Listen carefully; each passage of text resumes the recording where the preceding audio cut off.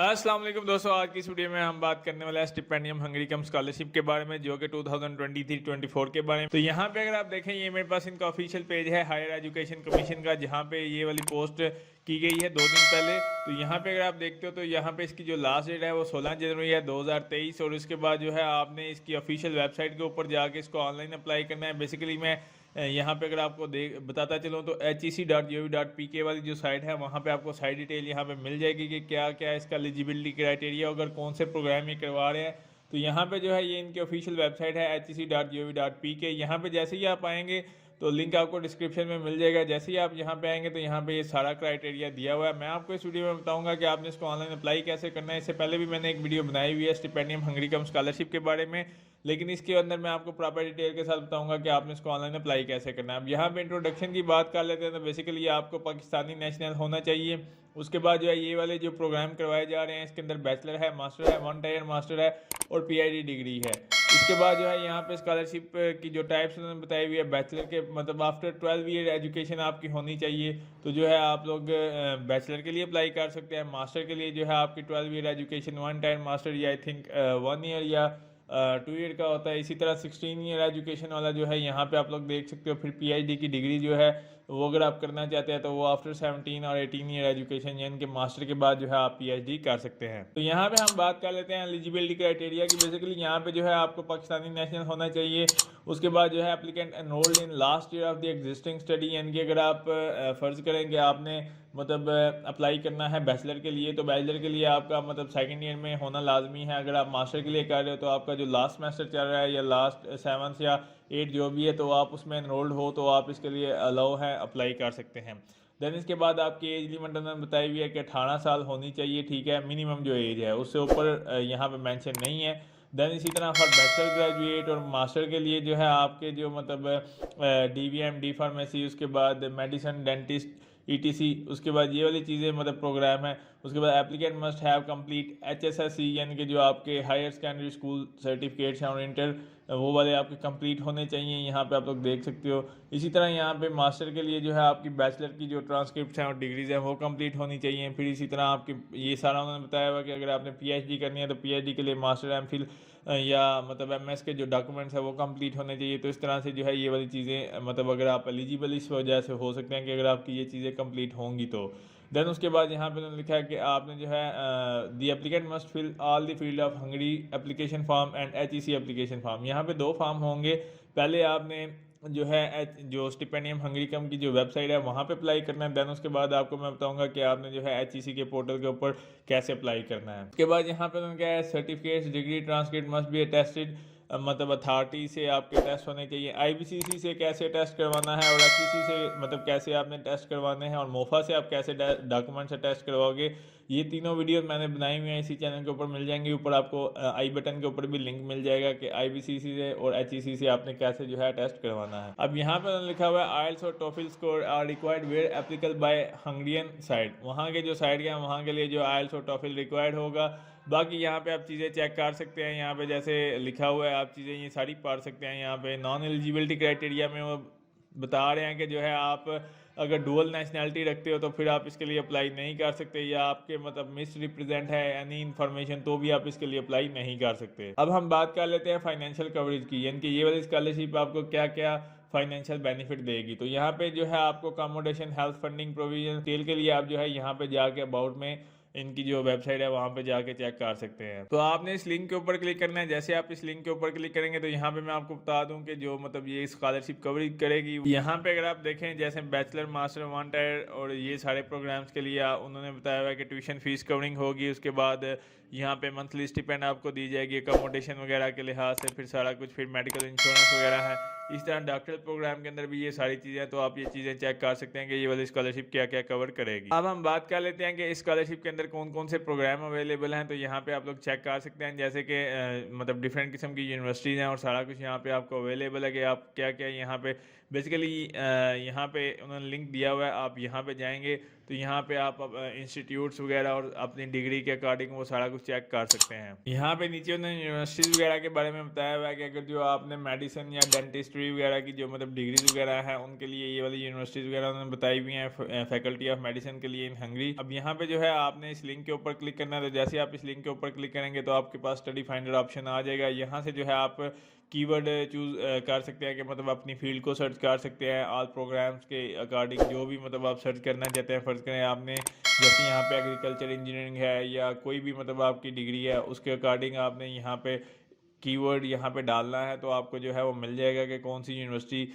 कौन से लेवल पे करवा रही है। अब जैसे यहाँ पे ये मास्टर प्रोग्राम करवाए जा रहे हैं इस यूनिवर्सिटी के अंदर, तो इस तरह से जो है आप लोग चेक कर सकते हैं। अब हम बात कर लेते हैं कि आपने इसको अप्लाई कैसे करना होगा। बेसिकली यहाँ पे अप्लाई करने के लिए मैंडेटरी है कि आपने दोनों फॉर्म सबमिट करने होंगे, मतलब HEC की वेबसाइट के ऊपर भी और हंगरी जो स्टिपेंडियम हंगरिकन की स्कॉलरशिप की जो वेबसाइट है वहाँ पर भी आपने दोनों फॉर्म अप्लाई करने होंगे, यानी कि दोनों जगह पे आपने ऑनलाइन अप्लाई करना होगा। अब यहाँ पे उन्होंने लिखा हुआ है hard copies of application and documents are not required in initial stage. बहुत सारे दोस्त मेरे से पूछते हैं कि हमने मतलब किया है तो क्या हमें अब डॉक्यूमेंट सबमिट भी करवाने हैं या भेजने भी हैं, तो ऐसी वैसी कोई बात नहीं है। इनिशियल स्टेज के ऊपर आपको जो है कोई यहाँ पर उन्होंने मेंशन किया हुआ है कि आपको हार्ड डॉक्यूमेंट्स रिक्वायर्ड नहीं है। अब यहाँ पे उन्होंने लिखा हुआ है एट अ लेटर स्टेज, जब मतलब लास्ट स्टेज होती है उस वक्त जो है आपको हार्ड जो डॉक्यूमेंट्स है वो सबमिट करवाने पड़ेंगे, जिसके अंदर जो है आपके एप्लीकेशन फॉर्म्स होते हैं, अटेस्टेड फोटोकॉपी ऑफ आपके ओरिजिनल डॉक्यूमेंट्स होते हैं, मेडिकल सर्टिफिकेट्स होते हैं जैसे क्लीयरेंस सर्टिफिकेट हैं पुलिस वगैरह के, और उसके बाद सबमिशन इनकी जो है आपने लेटर करवानी होती है जब लास्ट स्टेज के ऊपर आपका मतलब आपको कहा जाता है। फर्स्ट इनिशियल स्टेज के ऊपर आपने जो है ये हार्ड कापीज़ वगैरह चीज़ें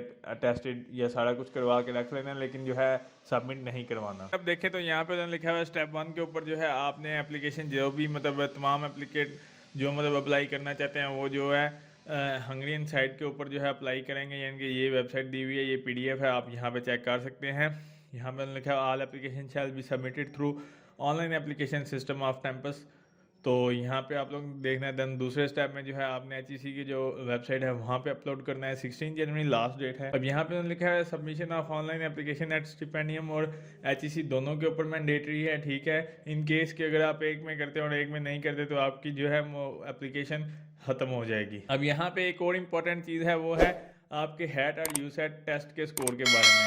तो टेस्ट कैटेगरीज उसके बारे में यहाँ पे आपको इन्फॉर्मेशन मिल जाएगी। यहाँ पे उन्होंने अटैच किया हुआ है। अब मिनिमम जो है आपको 100 में से 50 नंबर चाहिए होंगे हैट के लिए और यूसेट के लिए। अगर आपने मतलब ऑलरेडी उन्होंने लिखा हुआ है those applicant who have taken hat और टेस्ट आफ्टर जनवरी 1, 2022 से, तो वो अपलोड कर सकते हैं उसके रिजल्ट। तो बहुत सारे लोग पूछते हैं क्या हम डाल सकते हैं अपना जो रिजल्ट है या इस तरह, तो आप काइंडली देखा करें, सारी की सारी इन्फॉर्मेशन यहाँ पे मौजूद होती है। अगर आप उसमें हैट और यूसेट में रजिस्टर करना चाहते हैं तो यहाँ पे जाएंगे etc.hec.gov.pk पे, तो यहाँ पे जो है हैट के लिए अप्लाई कर सकते हैं। मतलब हैट टेस्ट अगर आप देना चाहते हो तो उसके लिए आप यहाँ पे अप्लाई कर सकते हैं। बाकी यहाँ पे सारी डिटेल है, application documents, online application form है, motivational letter, habit proof of language proficiency, ये सारी चीज़ें आपको रिक्वायर्ड होंगी।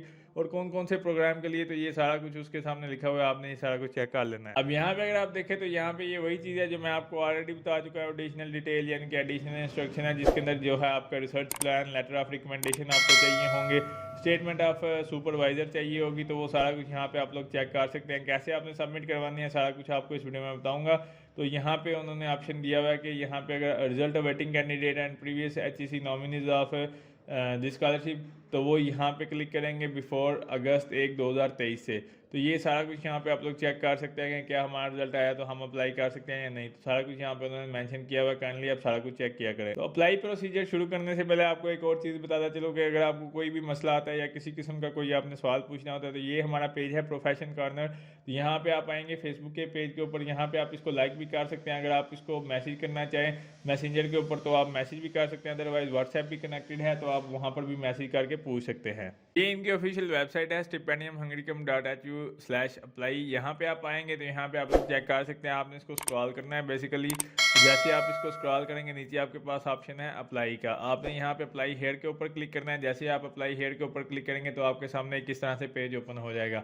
अब बेसिकली यहाँ पे सबसे पहले आपको स्टार्ट के अंदर यहाँ पे ऊपर अगर आप देखें तो साइन इन और रजिस्टर का ऑप्शन है, आपने यहाँ के ऊपर क्लिक करना है। जैसे ही आप यहाँ पे क्लिक करेंगे तो आपके पास एक किस तरह से पेज आ जाएगा हेलो।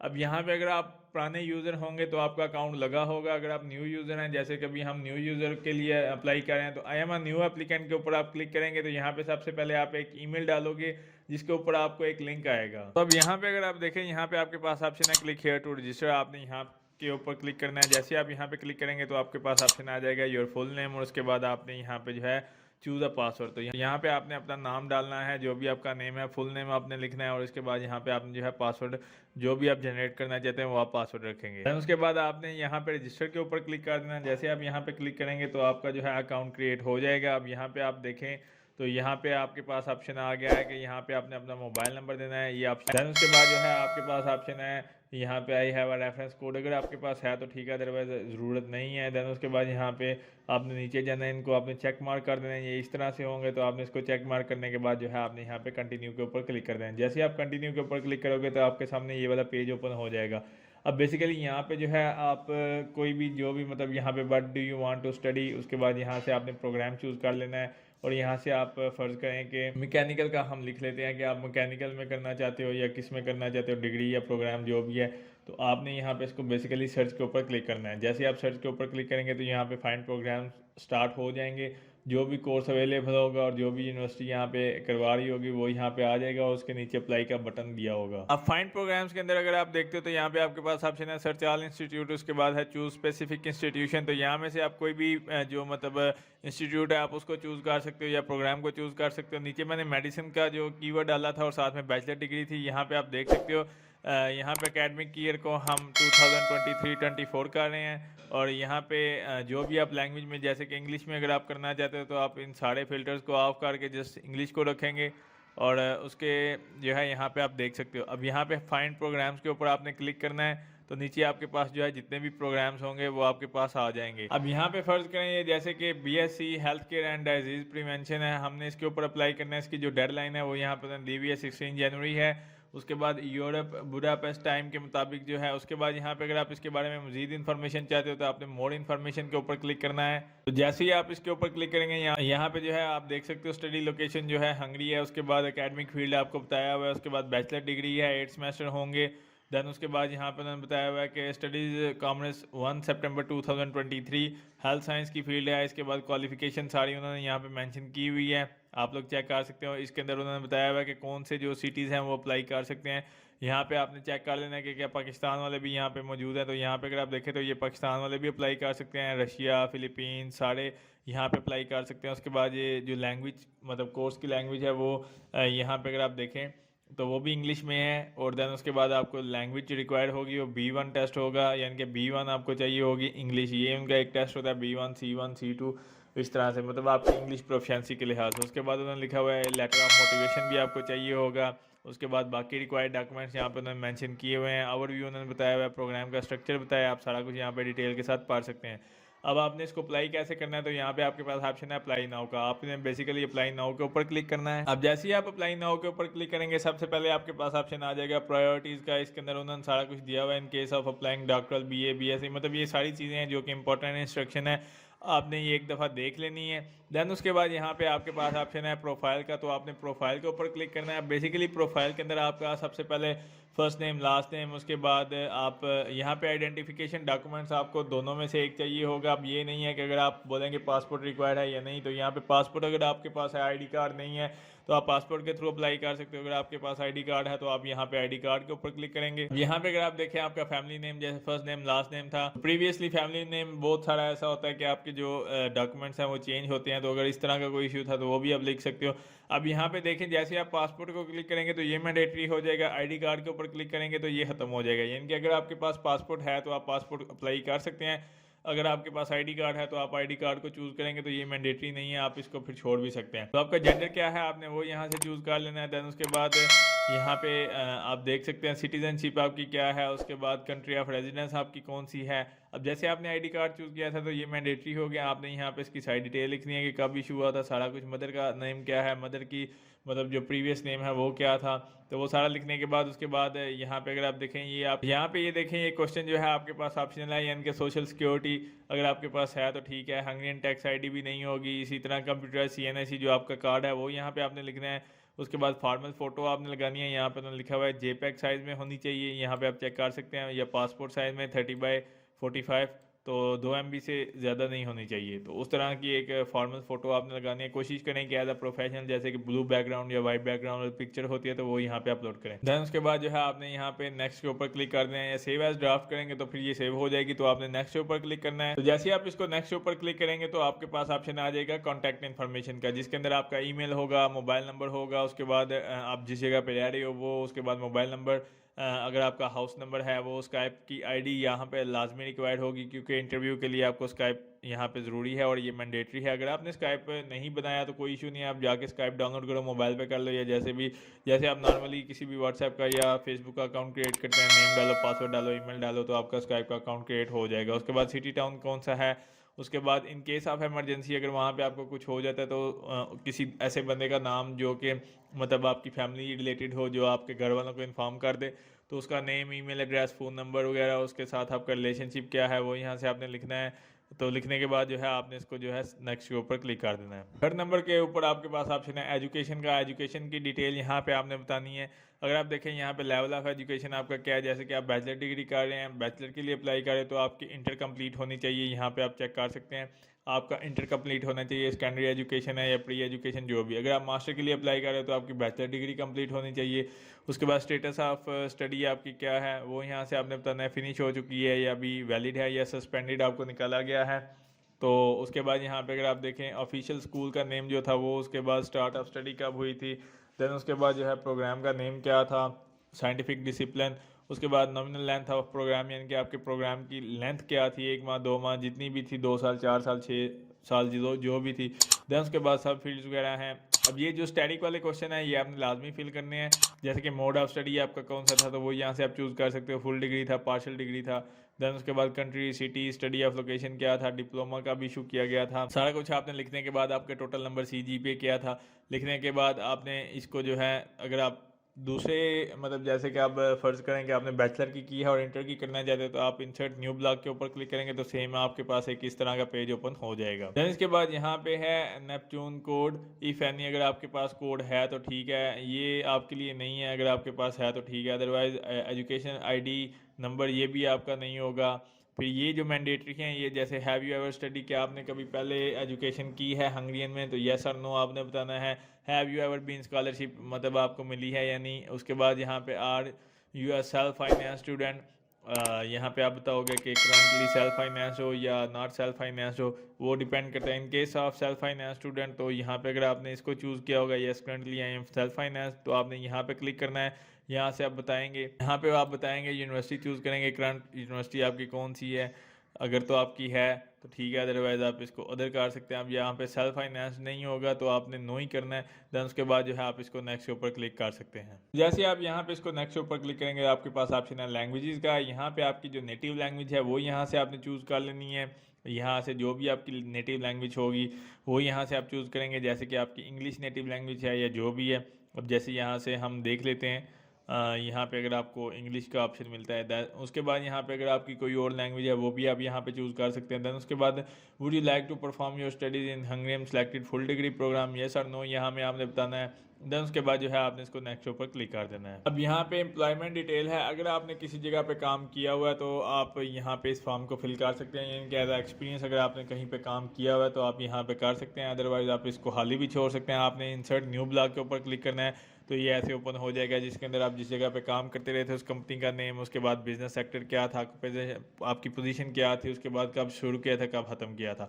अगर आपने एक से ज़्यादा जगह पे काम किया तो इंसर्ट न्यू पे क्लिक करेंगे, देन आप जो है इसको नेक्स्ट ऊपर क्लिक कर देंगे। देन उसके बाद आपके पास ऑप्शन है एक्टिविटीज़ का। एक्टिविटीज़ के अंदर अगर आप देखें आपकी extra curricular activities as a voluntarily अगर आपने किसी जगह पे काम किया था या कुछ इस तरह से, ये इंपॉर्टेंट नहीं है। अगर आपने किया हुआ है तो आप इंसर्ट न्यू ब्लॉक के ऊपर क्लिक करेंगे। Name of your, nature of your activity क्या है, ऑर्गेनाइजेशन नाम, एज अ वॉलंटियरली आपने काम किया था या कुछ भी, कब शुरू किया था कब खत्म किया था, वो करने के बाद आपने इसको जो है नेक्स्ट ऊपर क्लिक कर देना है। तो यहाँ पे उन्होंने लिखा हुआ है कि रेजिडेंसी के अंदर जो है आपके पास ऑप्शन है, अगर आपने किसी जगह पे स्टे किया था 1 महीना या 1 महीने से ज़्यादा तो आप यहाँ पे बताएंगे एज अ विजिट गए थे या फॉरेन एक्सचेंज या कुछ भी मतलब टूरिज्म के तौर पे गए थे या कोई भी, तो वो यहाँ पे आप बताओगे किस कंट्री में आपने रहा, क्यों आप वहाँ पे गए थे।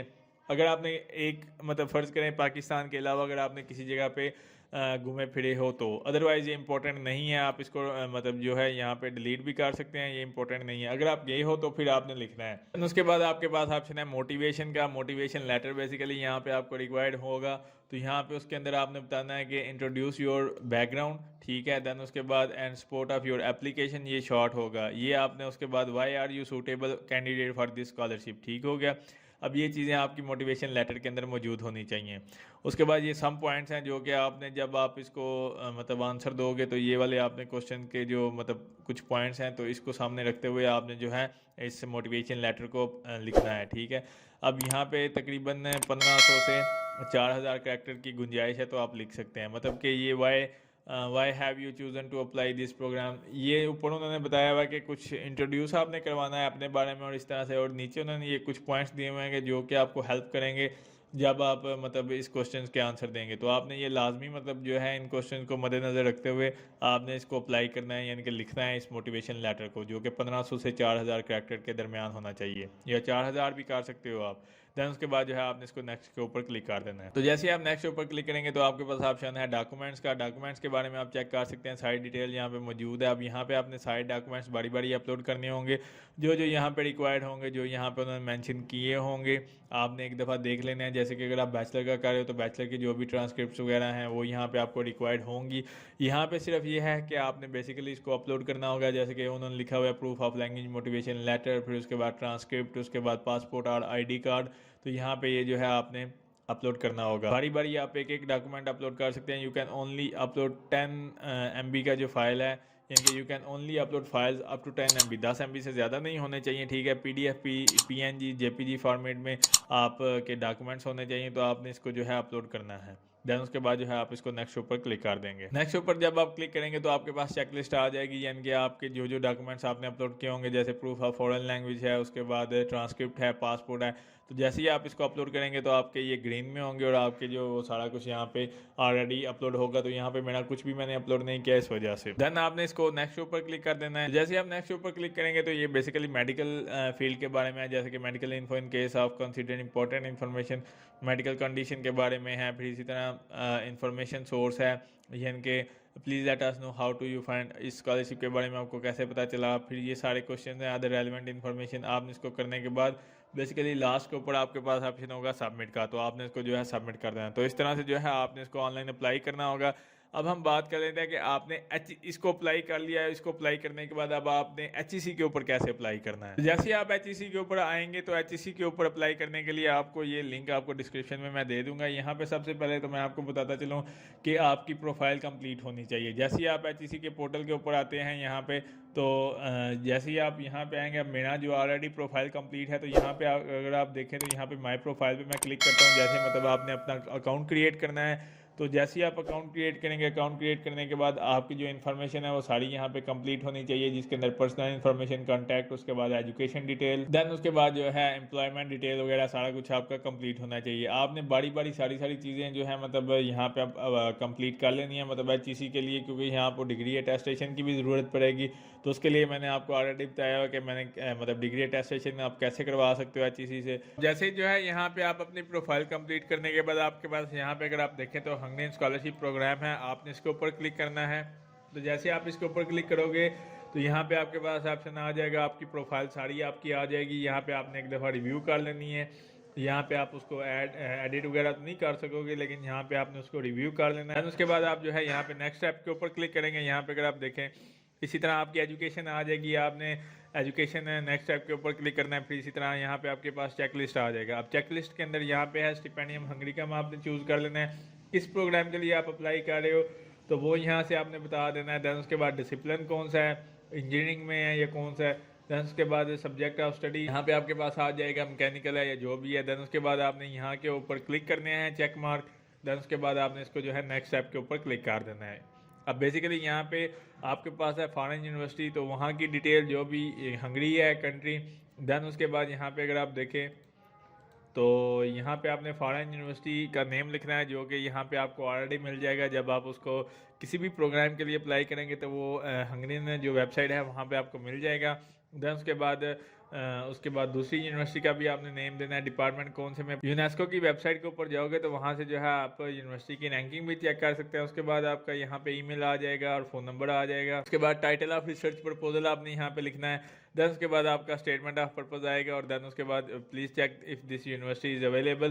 तो यहाँ पे आपकी अगर यूनिवर्सिटी यूनेस्को की वेबसाइट के ऊपर अवेलेबल है तो आपने इसको चेक मार्क कर देना। देन उसके बाद आपने जो है इसको नेक्स्ट ऊपर क्लिक करना है। तो जैसे आप इसको नेक्स्ट ऊपर क्लिक करेंगे तो आपके पास ऑप्शन होगा डॉक्यूमेंट्स डिटेल। जो चीज़ें यहाँ पे रिक्वायर्ड होंगी वो आपने ऑलरेडी सबमिट की होंगी, जैसे कि आपके बैचलर्स वगैरह की डिग्री और सारा कुछ। तो वो अपलोड करने के बाद जो है आपने बेसिकली इसको जो है सबमिट कर देना। तो इस तरह से जो है आप इसकी एप्लीकेशन को अप्लाई करेंगे। उम्मीद करता हूँ दोस्तों आपको वीडियो अच्छी लगी होगी। अगर अच्छी लगी तो उसको लाइक कीजिए, शेयर कीजिए, मेरे चैनल को जरूर सब्सक्राइब कीजिए। शुक्रिया।